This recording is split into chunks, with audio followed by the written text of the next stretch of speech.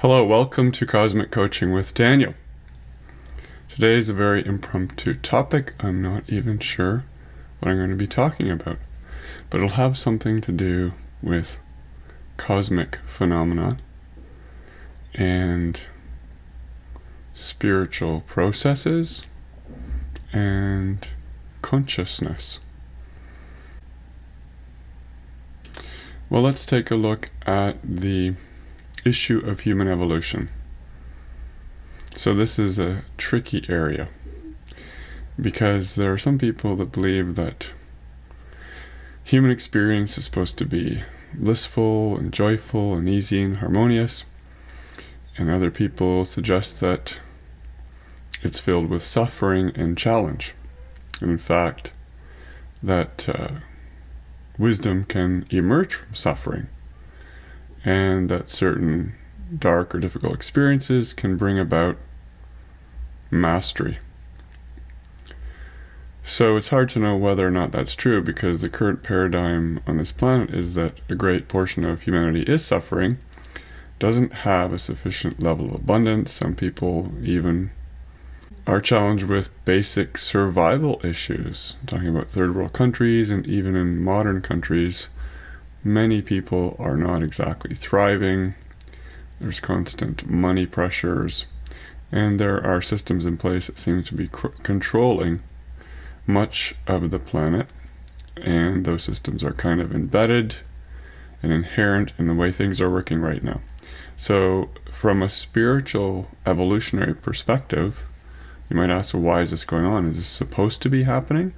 Is this accidental? Is this a grand challenge to catalyze the next stage of human evolution? Is all this being perfectly orchestrated, as some people would suggest in the spiritual arenas, that everything is as it should be?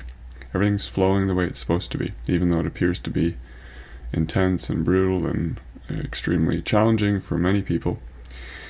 Whatever your viewpoint is on that, my feeling about this is as follows, and that is that while a lot of this stuff is going on, may or may not be part of the status quo, may be sort of part of the long-term evolution, we don't want to do a spiritual bypass and just say everything's okay, it's as it should be, and kind of ignore human suffering and pretend everything's an illusion, because indeed it's not an illusion.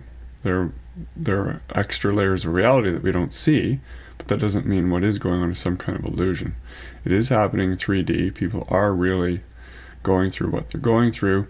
Now, what can we transcend these experiences? And my answer to that would be yes, these experiences, although not pleasant, if they are before us, we can see them as an opportunity for growth and potentially an opportunity for mastery. So whatever shows up in your reality, whether you create it now by attracting it, or from a past life scenario that's brought forward in the present life, or whether some extraneous influences that are challenging you for whatever reason because they don't like what you're doing, regardless of the source of the current experiences that you face, you might as well look at it as an opportunity for growth and mastery, and kind of a game in which you're playing, an intricate game of existence in which you're experiencing an ongoing struggle or a particular life challenge that you don't know what to do with, and you say, well, if I have this in front of me, I must somewhere inside me have the resources to deal with it.